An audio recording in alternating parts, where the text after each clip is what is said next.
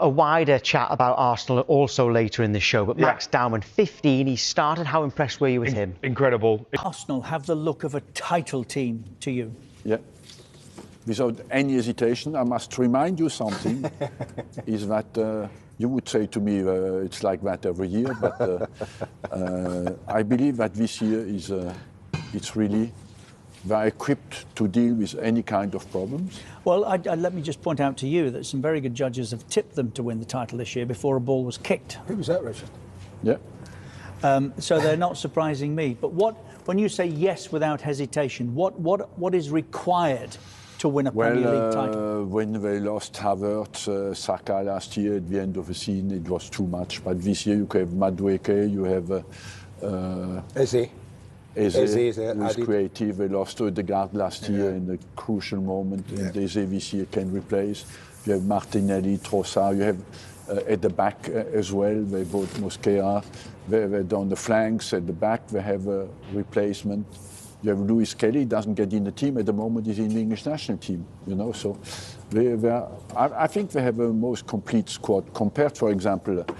I've seen Liverpool finishing the game against Chelsea. They played Szoboszlai right back and Gravenberch centre back. So Arsenal would not be in this kind of positions to do that. Your trademark teams were very French, if you don't mind my saying. Very creative, very almost poetic and romantic. Arteta's, I just said, they've got the best at the moment, Arsenal, the best defensive record in the top 5 European leagues. Do you build a title from that or the way that you won them? Well, you have to be efficient at what you do. So if you go for an offensive style, you have to score goals, knowing that you might concede sometimes goals. But what I mean, if you ask me today, if I build a team, you know that changes as well with periods. For me, today, where the best midfielders in the world were in Spain. You ask me where the best strikers in the world were in France. Where the best central defenders in the world in South America. So if you look at Paris Saint-Germain, or if you look at Arsenal now, they have Gabriel at the back with Saliba, who is as well a very strong defender. But they have a Spanish midfield and they have quite good strikers. Paris Saint-Germain, they have a Portuguese, Spanish midfield, and they have French strikers, you know. So this is, and they have Paris Saint-Germain as a South American defense. So it looks like this is a way where you can build a good balance today in the team. Why? Because when you're in a big club, you have to build the game up, and the Spanish, Portuguese players have that kind of link play. And to resist to pressing, you need today very flexible, very mobile players like Vitinha, for example. And you need as well a lot of pace. If you get through the first pressing, you go straight to goals, but you need pace. And so this... He looks so good on the ball. He looks like he's been playing, you know, at the highest level for a number of years already. I mean, 15 years old, it's outrageous. He's strong, physically, looks good. When he gets the ball, he's confident, pushes it past her, he's got pace. You know, he's got a bit about him, he's got a bit of an arrogance. I mean, 15 years old, it's when you actually really think about it, it's outrageous. You know, it's incredible. And I know players are getting younger, you know, and we're seeing younger players. But watching, look, just the way he drifts past people, the Brighton fullback's thinking, he must be thinking, his kid's 15. Joe, like, you think about it, if you're a grown adult and you're playing against a 15-year-old, in your mind, you're going to be thinking, right, I've got the experience, I've got the physicality, I've got everything over this kid. But not him. He looks strong, quick, agile, confident. You know, yeah, what a player. He's going to be a superstar. But how do you keep his feet on the ground? Maybe not for him right now at 15, but how do his teammates, the leaders in the group and the manager keep his feet on the ground? Well, I think it's about having the right people around you at a young age, and I think he's probably got that with a family and good people around him. Don't give him too much too soon. Obviously, he's going to have the world at his feet, big money contracts, sponsorship deals, everything coming his way. I think you've just got to really stay grounded, concentrate on your football, keep learning. He's done nothing yet, you know, and he could be a superstar. So, you know, he's had a quick rise to fame. But yeah, 15 years old. How hard is it to concentrate on your football, though? When you were coming through and started getting into the team, I know it wasn't at 15, But how hard is it? Because your life does change. Yeah, your life changes. How can you prepare yourself for that? You can't prepare yourself for it. You know, I don't know what his family background is, but you can't prepare yourself for it because a lot of footballers come from middle class backgrounds, and all of a sudden they're getting, 60 grand a week thrown at them. It's ridiculous, and you look, so it's hard that your life changes. But at his age, I mean, he's really young. You need to have, the right team around you, the right people. And I'm sure he has. His parents must be so proud of him. So I think you've really got to contribute. But it's not easy. It's really difficult, and it's important that Arsenal will look after him as well, and make sure his contract is performance-based, bonus-based, achievement-based in terms of his success as a footballer moving through the ages. So, don't throw too much at him too soon because it can catch up with you quickly. Yeah, he's got a bright future ahead of him. I'm just distracted by that message on the bottom of the screen from Chris. Thoroughly disappointed watching Set Piece FC at the Emirates last night. No set piece goals in sight. Also, no goals for the opposition again. In fact, no goals for the opposition all of October. No defeats or even draws in the month either. Boring, boring Arsenal. Make some fair points. Yeah, I mean, look, I like to have a bit of fun with Arsenal fans. You can wind them up and they can be a bit boring.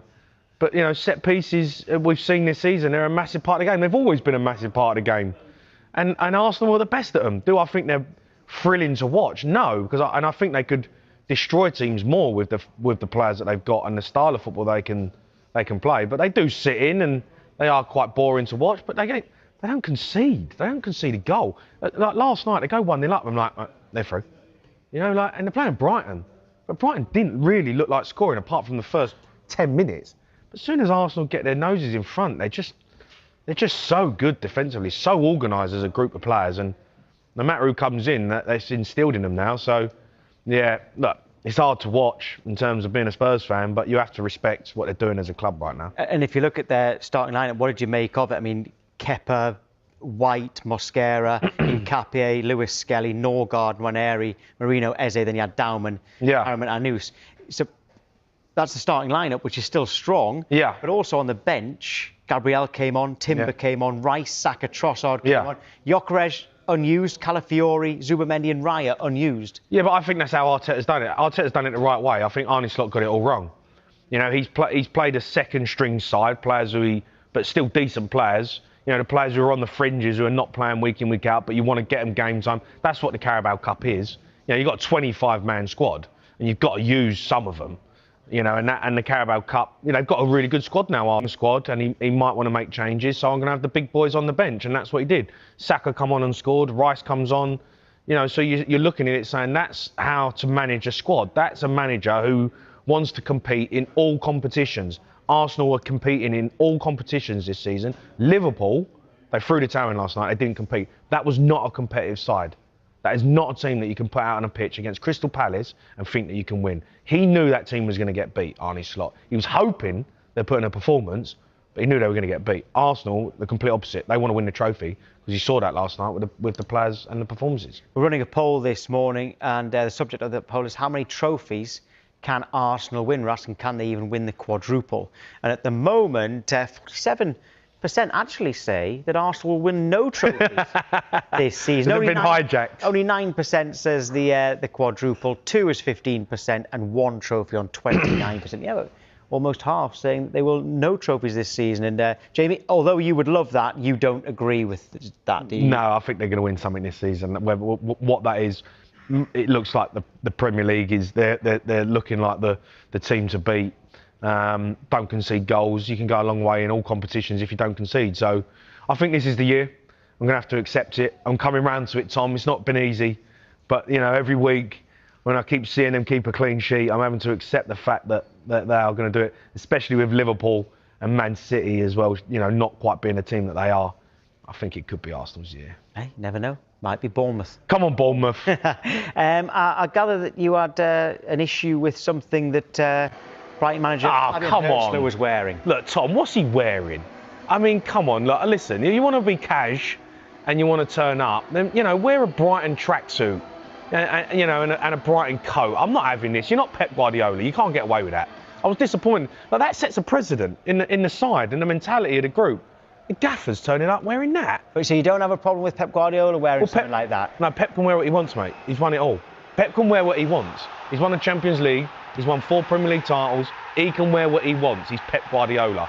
Fabian Hürzeler cannot turn up to a game at the Emirates dressed like that. Sorry, I'm not having it. I think that Hürzeler's top was actually quite nice. Just don't think it worked with the trousers. I think the colours worked. Come on, mate. In my You wouldn't wear that. You would not opinion. wear that out. I wouldn't. Well, no. Well, but you wear skinny jeans every week, every time I see you. Actually, yours aren't as wide as around the ankles. I like the old Ric Flairs as well. But you can't be wearing that on the pitch as a gaffer at Brighton.